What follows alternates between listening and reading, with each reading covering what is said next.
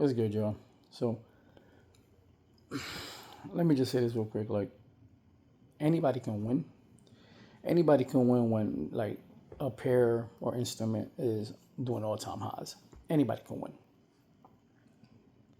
When it's a random pair or instrument that has history, it's not just going one way or another way. Like anybody can win on that.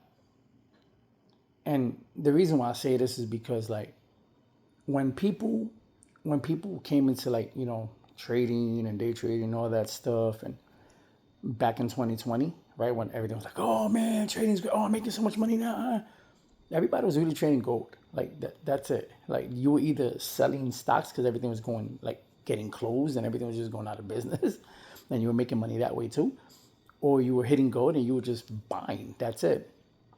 Don't forget that there was a time where whether you were buying or selling, doesn't matter. The brokers, the exchanges, they stopped trades. They halted the market. So nobody else can trade because everybody was making money. Everybody was making money because all you had to do was just buy. It was going up. Like that's it. Or it was going down. That's it.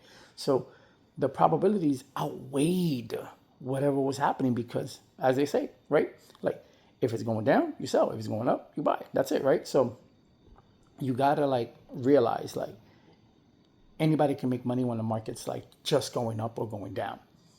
The true traders really are obviously seeing that, but they're out when it's doing all three things. And by three things, I mean whether it's falling and selling or buying and going long, going up, or even when it's consolidating. You got to see where you're going to put yourself in that perspective to be like, all right, cool. I'm going to have that type of understanding that this is not going to go up or down forever. It's going to stop at a point.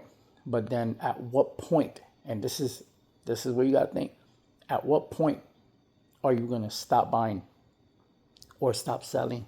Because now you've bought for so long or sold for so long that now you're like, I think it's going to turn around here. I think it's going to go back up. I think it's going to go back up here. I think it's going to go back up here. Or I think it's going to drop from this point. Oh no, this point. Oh no, this point. I was wrong about that point. This point's the real sell off. When? Stop worrying about what the market is doing and just focus on your plan.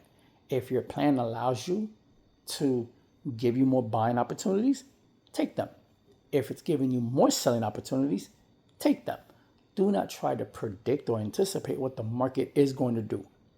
React, don't predict. Period. So, with that being said, just want to drop that. Just that's it. This all stems from someone asking me, "Oh, do you feel like we'll always have like a bullish market or bearish market and things like that?"